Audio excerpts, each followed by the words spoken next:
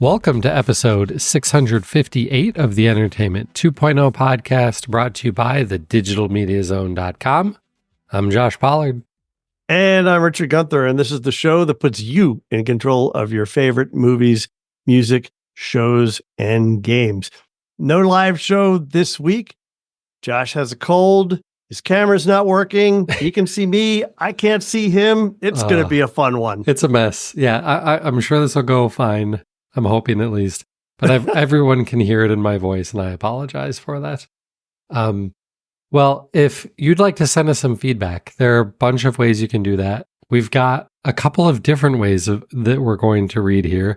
A tweet, an email. The email address is entertainment20@thedigitalmediazone.com.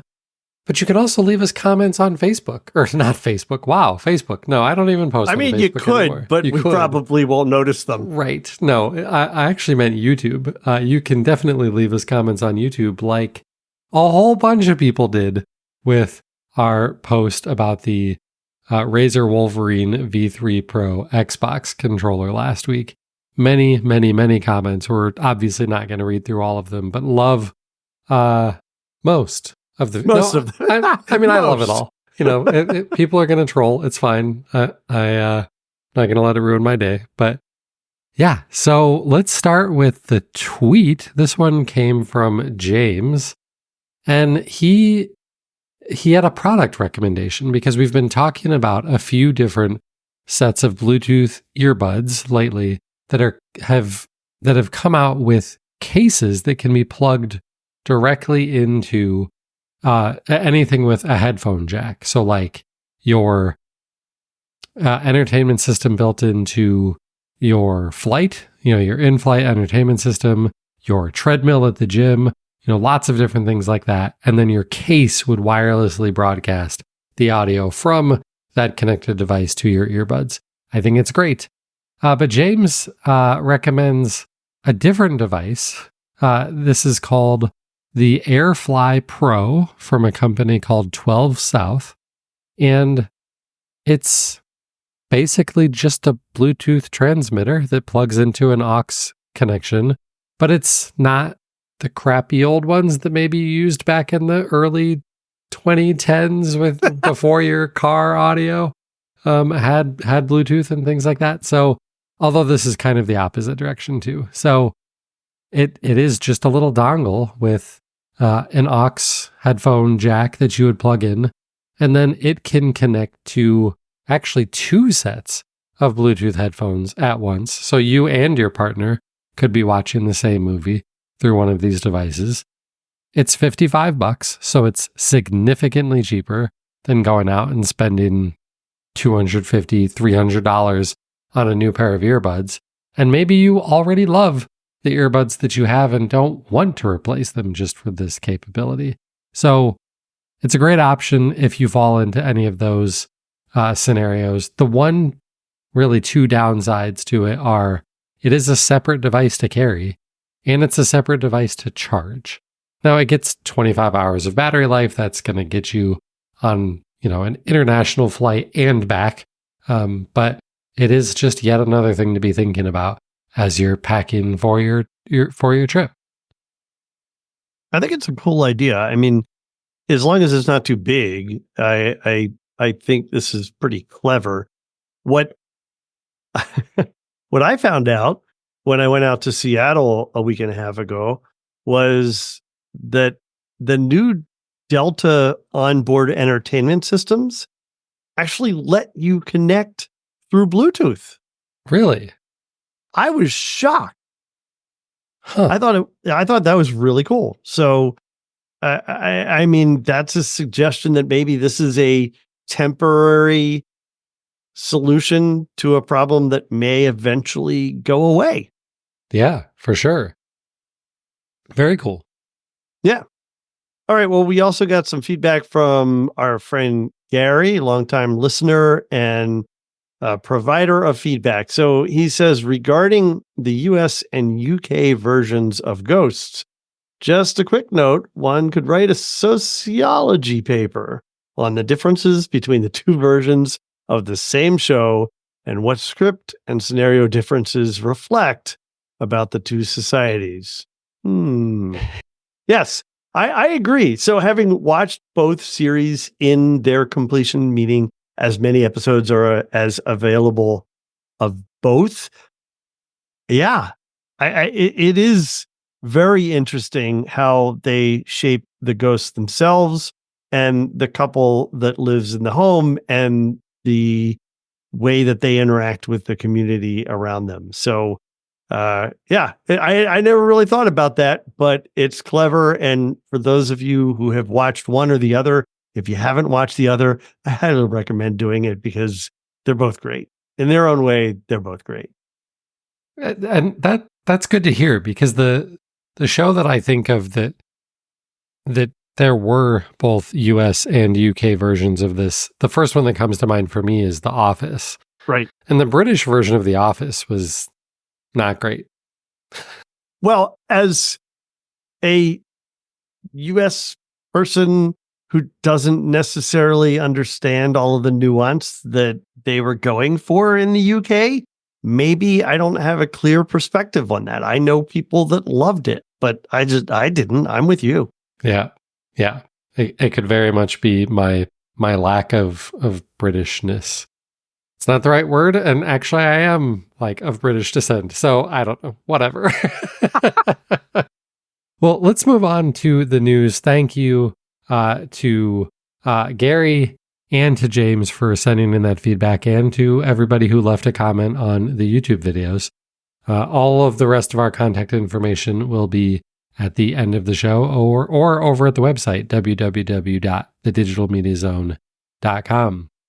So let's get into some video news, and we're going to start with a new TV. And let me double check my calendar. It's September, and we're hearing about a new TV. That's weird. That's super weird. And it's from a company that, I don't know, some of our, if you've not been listening to the show for a long time, you might not even remember that this company used to not just make TVs, but make fantastic TVs. Mm-hmm. And that's Panasonic is back. Yeah. Is back with what looks to be a pretty dang good TV, because it's not just another run-of-the-mill LED TV or anything like that. Nope. They went straight to OLED, and longtime listeners of this show know how much we love OLED TVs around here. Richard and I both have LG OLEDs, and we absolutely love them. Quick side tangent. My wife, she doesn't really care that much about video quality stuff and all of that. But Richard, you and I that Jen and I have been watching a bunch of Designated Survivor. Right. And of course, we're watching it on the LG OLED. Well, this weekend, the kids were over. And they were having a sleepover. So we wanted to let them have the living room. And so Jen and I took my MacBook Pro to the family room and just decided to watch it on there. And she's like, wow, what a difference that TV makes. And I'm like, and she's like, in both the video of this plus the speakers you have hooked up to it. And I said, well, this is a really, really nice MacBook Pro. This is, in terms of laptops, it's one of the best screens and audio setups you could possibly have. Right. Yeah. That was a fun comparison. Anyway. That's fun. I can see her saying that. Right. Right. So back to this Panasonic TV. So the model number, it is the Z95A. Like I said, it's an OLED. It only comes in one size, 65 Sadly, inches. That's not 95 inches. Right. Well, I mean, neither is Samsung's, what is that? The Samsung S95C comes in multiple sizes, and I don't think any of them are 95. It's weird that they chose the same number, though. Why would you do that? So it's the Z95A. It only comes in 65 inches, which is, if you're only going to produce one size, that's the size. That's what size I think is becoming the most common amongst higher end TVs. Also, isn't that crazy? That's just the normal TV size now. Yeah. I mean, I think 55 is still more common, but for the higher end stuff, if you've got the room, I think most people are going 65 nowadays for sure.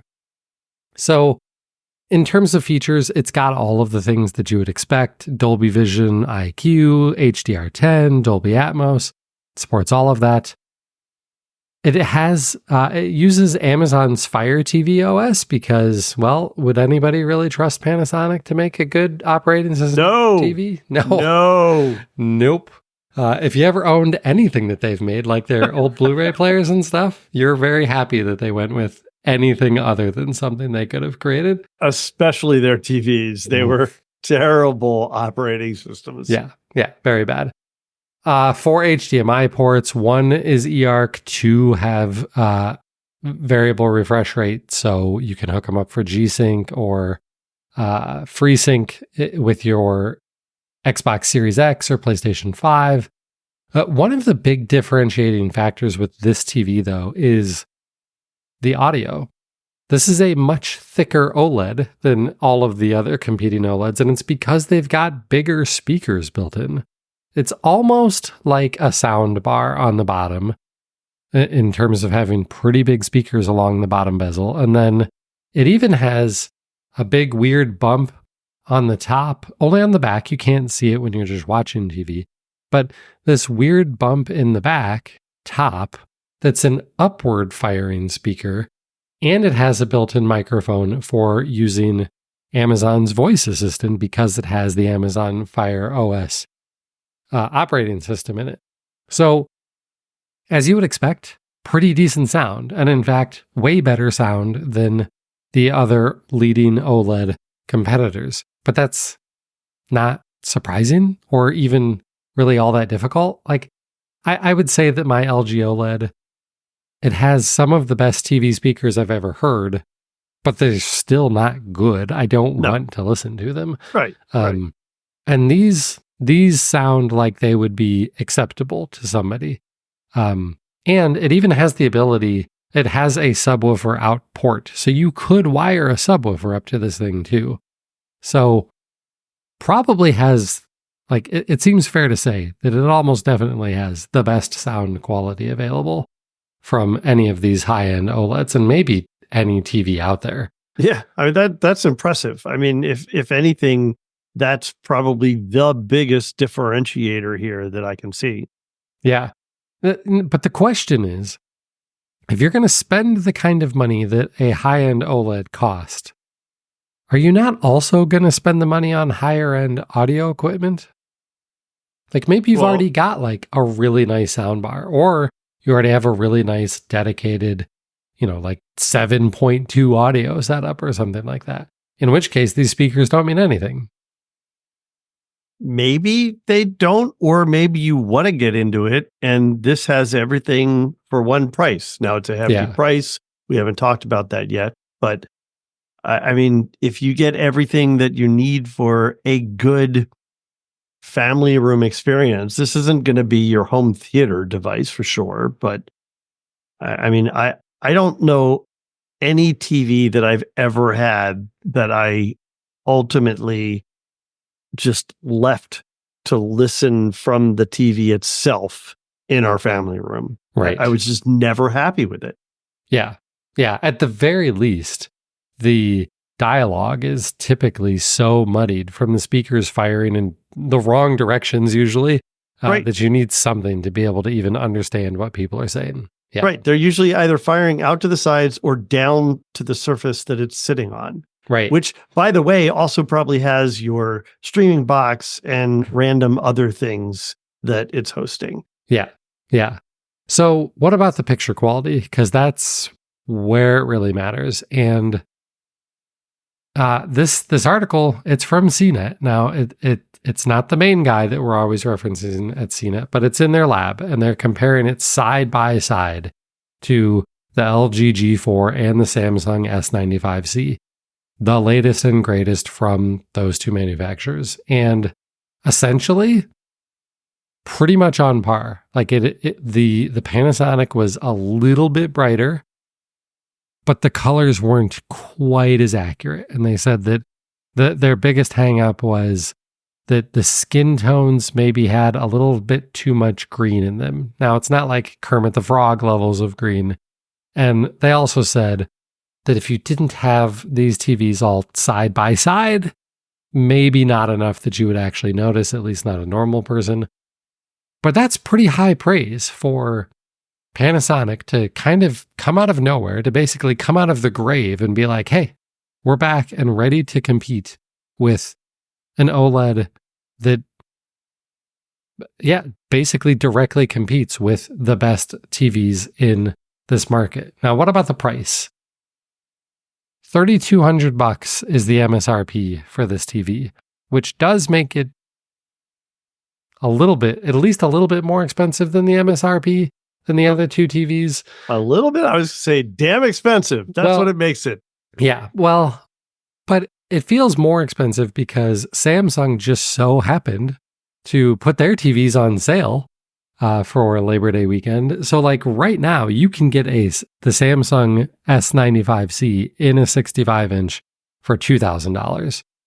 And it would be like, unless you really desperately need these speakers on the Panasonic, like it would be really hard to argue that you shouldn't just keep the $1,200 in your pocket and buy the Samsung. The LG G4, which is their top of the line OLED, is about $3,000. So it's only a little bit more expensive than the LG, but this year, CNET is recommending the Samsung. Now, is it by leaps and bounds over the LG? No, but it takes the slight edge there. So I'm excited, even if this isn't going to be my next TV. I think it's awesome to see Panasonic back in the game and competing and pushing this market in slightly different directions, like having another feature that the other guys don't have in just better audio quality. And hopefully that helps to drive more innovation from Samsung and LG. Yeah, I think it's a brilliant differentiator, whether people will pay the price or not. But you also need to think about that $3,200, again, we'll see what it ends up retailing for as time goes on, but that price includes what you might be spending on a soundbar or satellite speakers. So you're not having to incur that other expense if you're going in fresh and buying a new system for a new room. Yeah, definitely. Well, we'll keep an eye on it. I'll be especially curious to see what the prices of all three of these sets look like for Black Friday. I still think the Panasonic will be more because it's newer, but it'll be curious to see where they end up. And what Panasonic shows up at CES with this year. That could be really interesting. Well, and Panasonic always has a big presence at CES, but over the last few years, it's almost like they didn't want to show TVs because they didn't really have much to show off. Right. Like they basically gave up on TVs once the entire ecosystem gave up on plasma. Right. And they had the best plasmas. So it's nice to see them making OLEDs. I still have one in a box in the basement. One of these days, I'm going to figure out what to do with that. Yeah. You mean other than like burn through your electricity bill? Heat a room. Right. Right. But man, did they look good. My father-in-law still has a gorgeous plasma. It's beautiful. You know, he looks at a lot of these 4K TVs and he's like, my plasma still looks better. And he's right for a lot of the TVs that are out there. Well, but not the OLEDs. I mean, the OLEDs just blow them away because you don't have that flutter that you had in the plasma rendering. And the pixels are just the pixels. They're perfect. Yeah. Okay, well, let's move on to a device that maybe would make more sense on Richard's other show, but it's if I did my other show regularly. Yeah, about that. No, just kidding. No, so this is a device from Philips. They are launching a new version of their Hue Sync Box. And this is a box that's kind of like, it's almost like an AVR in that basically it's got HDMI ports and you plug your set-top boxes, game consoles, whatever, into it, and then you plug the box into your TV, and then it analyzes the video signal that your TV is going to be outputting, and then can control your connected Philips Hue colored light bulbs to make them display the same colors that your TV is displaying, to really give a pretty cool experience in your living room or entertainment center, your home theater, wherever you've got this. Richard, you have one of these, don't you? I do. I have the first generation of this, and it's something that I initially thought was just outrageously priced and just this extravagant thing that I did not need. And Jenny Tui, as a guest on Home On once, mentioned this as her favorite thing of the year when we were talking about new devices. And I started thinking about it a little bit more, and I really value Jenny's opinion. And at Christmas, I asked for one. And so I got this and set it up and love it. It really does create this whole immersive experience. And it's not just for videos that you watch on TV. You can use it for gaming too. So it has a lot of use where you want to create a fully immersive experience on the big screen in front of you. Yeah, exactly. And I had the same thought when this first came out. It came out for $250, and that doesn't include bulbs or anything like that. And the Philips Hue bulbs are not cheap. Right. They're good, but they are not cheap. And I thought the same thing. $250 for this? Nah, that's just too much. Well, the other downside to it, other than the price, was that it didn't support HDMI 2.1. So that's the big new feature here. So the new device is called the Philips Hue Sync Box 8K. Yes, we can all roll our eyes together at 8K, but it does support 8K using HDMI 2.1, so it'll do 8K at 60 frames per second. More importantly and more realistically, it'll do 4K at 120 frames per second. So if you do have an Xbox Series X or a PlayStation 5, and you're playing games at 120 frames per second, this will actually support it. And you'll get, if you've got an Xbox and you go into the HDMI settings, you want to see green check marks on every feature. And if you used the old sync box, you weren't getting a bunch of those green check boxes. And with this one, you will. Now, the old one was $250, which seemed way too expensive. The new one, it's even more expensive. It is $350, and it's available now. Yeah. I mean, you're always going to pay a premium for Philips Hue products. They are unforgiving or unapologetic about that. That's the word I was looking for. And frankly, they can command it. Their products sell. For a while, this was actually a hard device to get because the first version of this was in such demand. So I think this is smart. I'm a little bit surprised that they went so much higher on this because all in, if you look at that $350 price tag and then think about, all right, well, I don't have color around my TV, so maybe I need to get the color light strips that Hue sells.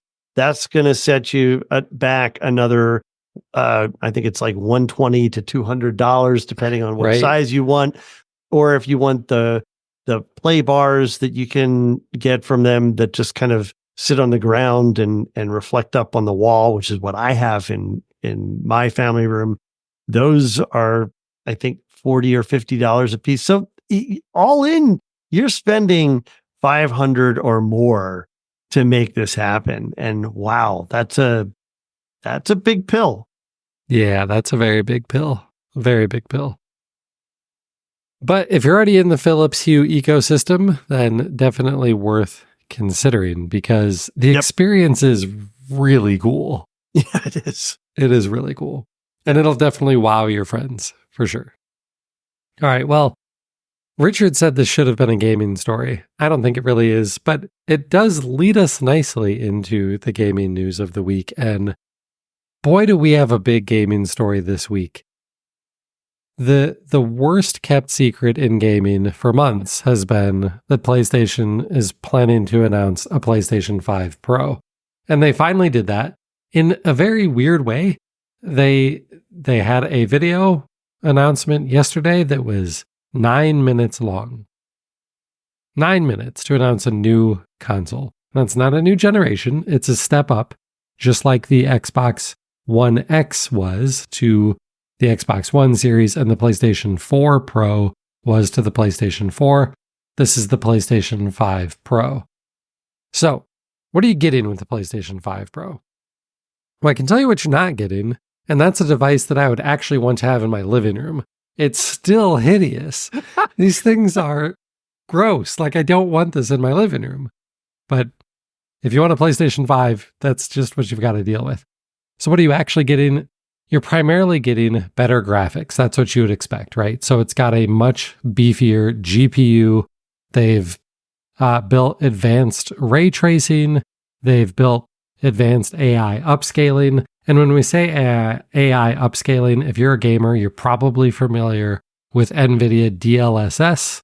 AMD has a similar technology. It's basically it's just AI upscaling. It's taking a lower res image and then making it look like a higher res image in a way that doesn't tax your hardware as much as if it were actually a 4K image that it was rendering.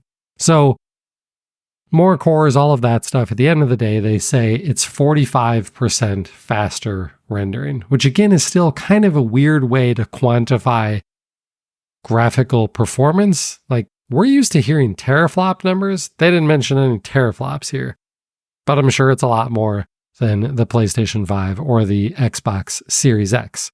So what does it mean for you as just an actual gamer? Well, what it's supposed to mean is we've been used to now for the last 5, 6, 7, 8 years of gaming on consoles, having options with our games where we can choose to either have a higher fidelity, better visual graphics, or higher performance, faster frame rates. So typically that meant, do you want it to look really pretty, but run at 30 frames per second? Or do you want it to look a little bit less pretty and run at 60 frames per second or more?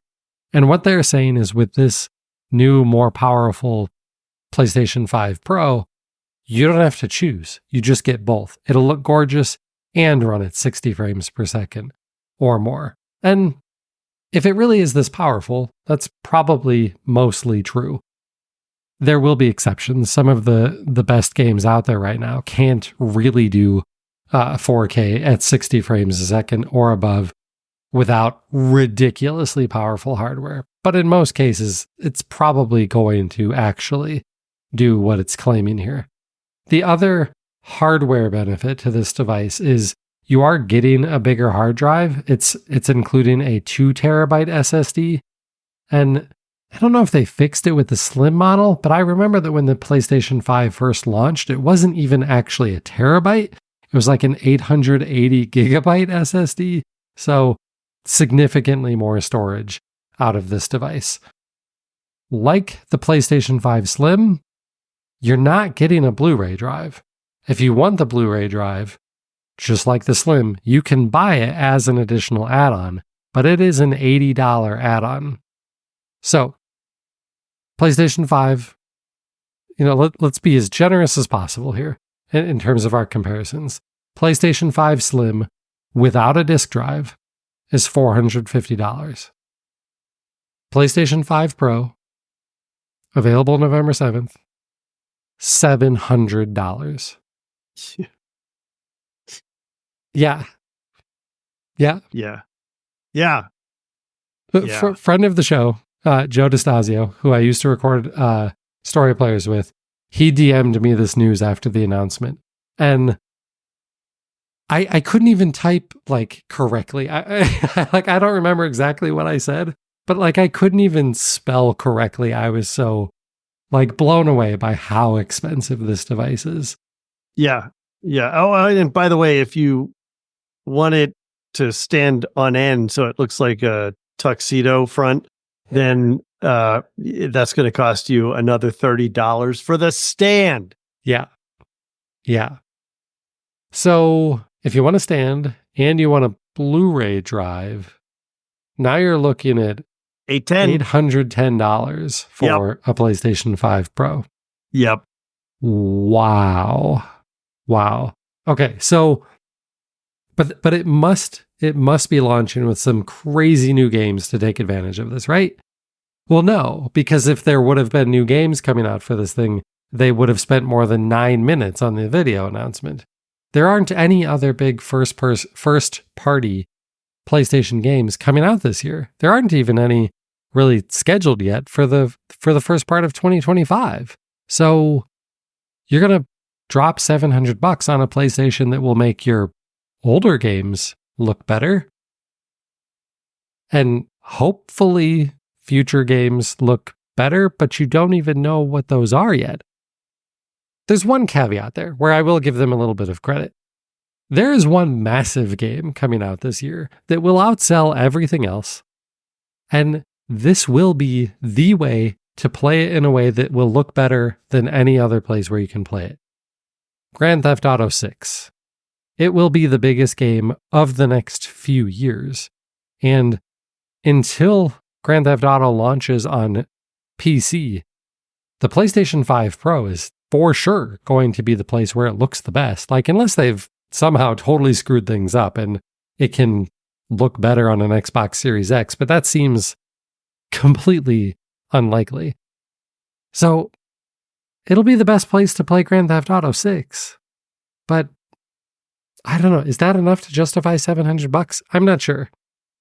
And I think a lot of gamers agree that this is just too much. And I have two major concerns about that. The first one is, this is kind of Xbox's fault. We talked a few episodes ago about how Xbox is not doing a mid-cycle, more powerful version of the Xbox. But they did release a couple of new consoles that are coming out this fall. They're not more powerful, but there is a new version of the Series X that has a 2 terabyte hard drive. And it's $600. And so Sony can, I think they can make a credible case to say, well, when you compare this to the 2 terabyte Series X, it's only $100 more for a vastly more powerful system. And I think that's a pretty fair statement, actually. Sure, but will consumers pay it? I'm not sure that they will. I just can't imagine that many consumers rushing out to drop $700 on this.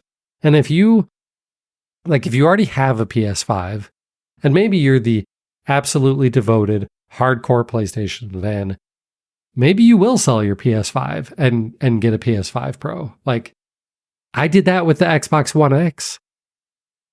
But if you don't have a PlayStation 5 and you're thinking of finally getting into this ecosystem, are you going to spend $700 for the best one? Or are you going to get the Slim for $450? Maybe you're going to spend $500 to get the Slim with a Blu-ray drive. Or maybe you're going to look for like a refurb or used one for like $350. And now you're talking half the cost of a PlayStation 5 Pro. I think Sony's in trouble on this one. Here's the other problem with this that I don't like. This very likely becomes what the next generation of consoles cost. Now, we're 3-4 years away from the next generation of consoles probably, but in 2028, do I want to be dropping $700 on the next Xbox? Not really. No. Right. I would prefer not to. And of course, there's the PC route. You could build a gaming computer, but a gaming computer that is this powerful is still going to cost you more than this. And that's where consoles have always won. You can get really good graphics, not the best, but really good, for significantly less money and an easier experience where you don't have to worry about updating drivers and crap like that. Right. So I don't like where this is taking the gaming industry. I don't either, but I think we need to see how this plays out. I think that if they get push back on this and they have to significantly discount it to actually get it to move. What are they going to do around Christmas? What if this isn't sold out like they're going to hope that it is? Then they're going to have to look at that price pretty hard. But they don't discount consoles anymore. Like normally by this point in a console generation, you have cheaper versions of these things. And we don't get those anymore. You sort of have that on the Xbox side, but only because it's a less powerful Series S that you can get for a lot cheaper. But it's not like Xbox is going out there and giving you a Series X for $350 on Thanksgiving. Like, they don't do that. Or just a permanent price drop, which is what we used to see. Yeah, I think that it's going to depend on how it moves. If this doesn't move the way they expect it to, they may have to re-examine it. Yeah. Well, it sounds like the same story that we saw with the PlayStation VR 2. When it came out at $550 and nobody bought it and they didn't produce enough games for it. And now it feels like they're backing away from it entirely. Feels like? I mean, clearly they're backing away from it, right? So right. They're not going to do that with PlayStation, obviously. Right. So they're going to have to come up with another way of getting this product off shelves. And the only thing I can think of is adjusting the price if it comes down to that. But what if they just included the vertical stand for free? Would that be enough? Ooh. No, probably not. Probably not. Okay, let's move on. Richard thinks this next story is going to take forever because I have like 15 bullet points. It won't actually take that long. No, I know, because it's not that interesting. It's not really. We mentioned a few episodes ago that Microsoft is changing up their Xbox Game Pass strategy, and they've now essentially got 3 tiers of Game Pass on the console side. And that middle tier standard is the one that we've been waiting on. Now it's available. So what exactly are these 3 tiers? So Xbox Game Pass standard is the new tier. It is $15 a month. It includes online multiplayer access, what we used to call Xbox Live Gold. It does include a large catalog of games, hundreds of them, 370 of them actually. I went to the website and saw 370 games. But it's not everything. And it doesn't include day one launches. And what I've really wondered about that is like, okay, so when Call of Duty Black Ops 6 comes out, it won't be in this tier, but when will it be? And I kind of wanted to wait to see what this catalog would look like to be able to guess. So this tier does not have Call of Duty Modern Warfare 2 or 3 or whatever the recent one, the one that released last year was, that they added to Game Pass Ultimate in July. It's not there. Diablo 4, not there. That came out last summer and was added to Game Pass earlier this year.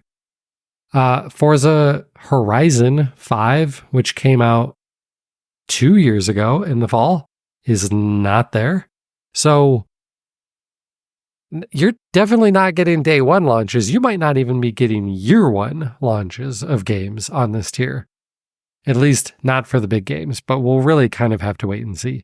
So no day one launches.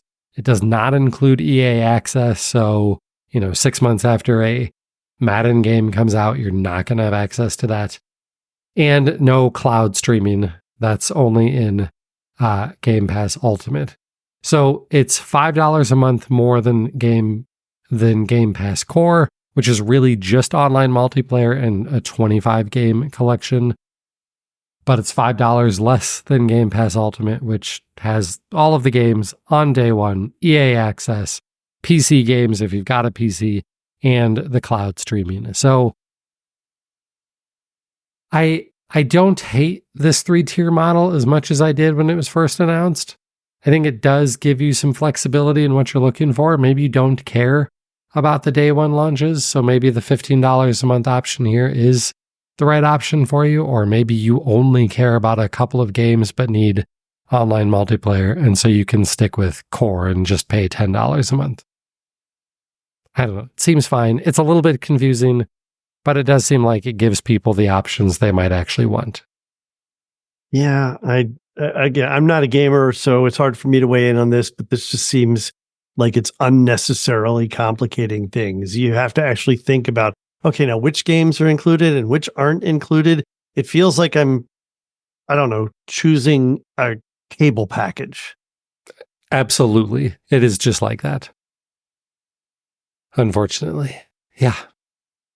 All right. Well, that is it for the news this week. Let's jump into what's going on in our entertainment centers. And Richard, this is a much shorter list for you than I'm used to. Well, that's because I've been here 2 weeks in a row. So not a whole lot, actually. I've been keeping up with Big Brother. I'm up to date on Snowpiercer. There's 2 episodes left on that. And I really just don't understand how they're going to end this season, the series, actually, in 2 episodes. So I hope it gets a satisfying ending, because if they ended season 4 not expecting to end the series, when in fact they ended up ending the series, I'm going to be really pissed.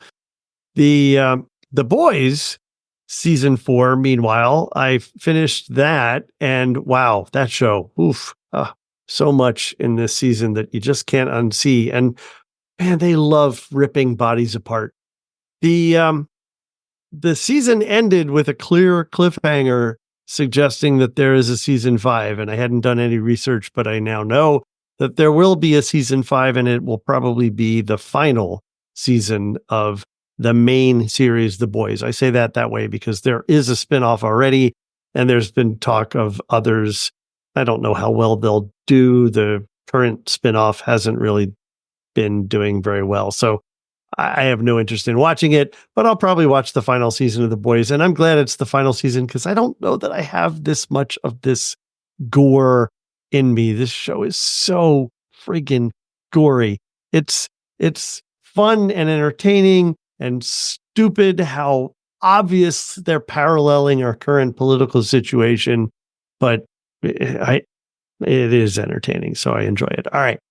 Also, I think I mentioned that we were watching Chaos, this series with Jeff Goldblum as Zeus, and what if the gods, as we know them from Greek mythology, were in fact our gods today. It's still really entertaining, and I think we only have 2 episodes left. It's an 8-episode first season, and it's been fun to watch. Also watched the presidential debate last night. Of course I did, because I'm a political junkie. And I'm continuing to listen to Fauci's book On Call. And that's it. That's all I have. So with that, I'm going to pass it on to you, Josh. And I think your list might be about average this week. Maybe even less than average. In terms of gaming, I had like no time for it. I played 1 match of Call of Duty Black Ops 6 beta this weekend. Because no, that's not true. What I should actually have written in here is lots of football. Football is back. Watched a fair amount of college football on Saturday, 2 NFL games on Sunday. It was a good weekend, especially since the Lions won. And this is our year, baby. Super Bowl. And then of course, some Designated Survivor. We're getting close, Richard. I think we watched episode 18 or 19 of season 2. So that's getting us close to the end of season 2. And I think season 3 is only 10 episodes. So yeah, it's short. Getting close. Loving that. Okay. But we also went to the theater to see a movie. We were looking to celebrate Jen's birthday. We just wanted to go out and do something. And there was no like good live music or anything like that. So she was like, what if we went and saw Deadpool and Wolverine? And I said, well, we haven't seen either of the other Deadpool movies. Whose birthday was it? Jen's birthday. Jen's the Marvel fan. Yeah. Oh, yeah. Right? Yeah. Okay. Right. I keep forgetting that. Yeah. I said, well, we haven't seen the first 2 Deadpool movies. And she's like, do you think that actually matters? And I'm like, you're right. It probably doesn't. Probably doesn't. Turns out it didn't. We were fine. This was Saturday night. We are recording this on Wednesday. I am a podcaster. I have not found a good way to talk about this movie. I didn't care for it, and not just because it's like a Marvel movie. whatever it is that everybody loves about Deadpool, I don't. These movies are just too much. They are just too much. I can deal with the hilarious levels of comic violence, but I don't have a problem with breaking the fourth wall. That can be really funny. It's just how over the top, over the line, way over the line so many of the jokes are. It's just too much. And I'm not a prude, guys. I'm not a prude. It was just too much. Too much is the only phrase that I can come up with for Deadpool and Wolverine. We will not be rewatching this. We will not be going back to watch the first two movies. We will not be watching any sequels to these movies. And the movie itself, the plot, not really that great. It's really not. And if you love Deadpool for the jokes, you're going to love the jokes. If you love Marvel movies for the cameos, you're really going to love those. I for sure enjoyed a lot of them, especially since Deadpool is more in the X-Men vein of Marvel, and that's where I've always been a bigger fan. Obviously, Wolverine is in this, so there's more X-Men stuff in here. But man, not for me. Do you like the Deadpool movies? Oh, I can't wait to see this. This is one of the few films that I've been interested in potentially going to the theater to see. I loved the first two movies. I thought they were hysterical. So yes, please give me more. I am all in. Okay. Have you seen Logan? I did. Okay.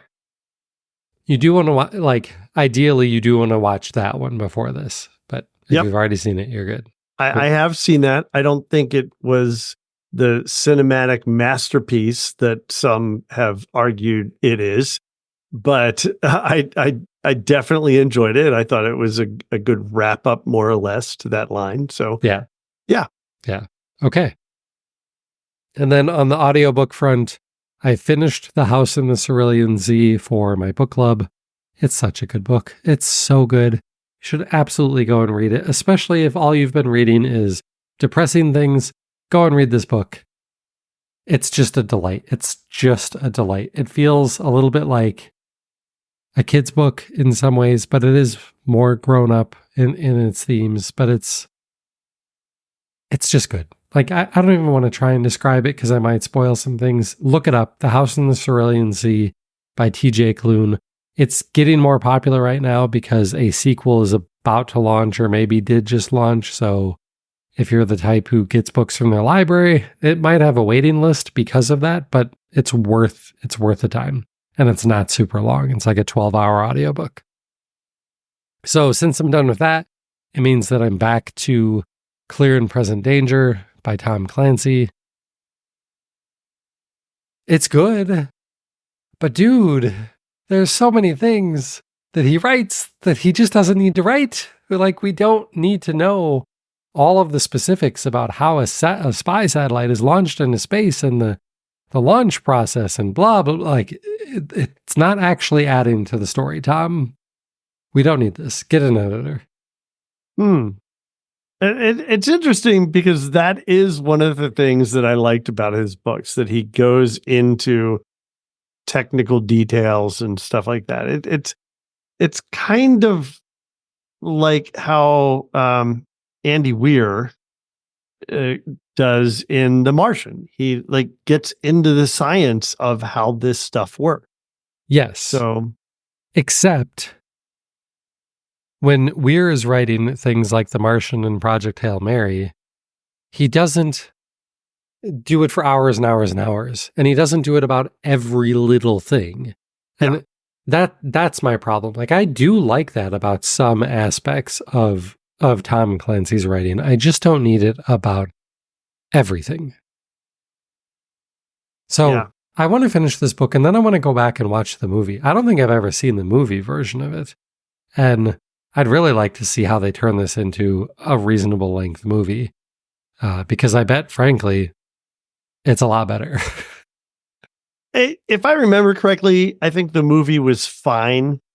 I don't think it was the best. I mean, I don't think anything really in this series compared to the Hunt for Red October. And I think that was by far the best of these. So, yeah. Where do you put A Sum of All Fears? Or The Sum of All Fears? So low. Really? List. Did you see it? Yeah. That might have been one of the first Tom Clancy movies that I saw. So Really? maybe that's why it holds more of a nostalgic place in my heart. Interesting. Okay. Yeah, I liked it. All right, well, that's it for what's going on in my entertainment center. We should have a special episode for you next week, assuming all goes to plan. We won't have a live show next week, though, because of what we've got planned instead. But if you want to get a hold of us in the meantime, then you can find us on Twitter. I'm at Josh Pollard. The website is at DigiMediaZone. Richard is over on Mastodon, at Richard Gunther over there. Please, if you're not watching this on YouTube, head on over to YouTube and like and subscribe to the channel. We also release clips of some of these segments there too, which you might find easier to share with friends who might be interested in the topics. But that's going to do it for episode 658. He's Richard Gunther, and I'm Josh Pollard. Thanks for listening to Entertainment 2.0. Adios. Goodbye.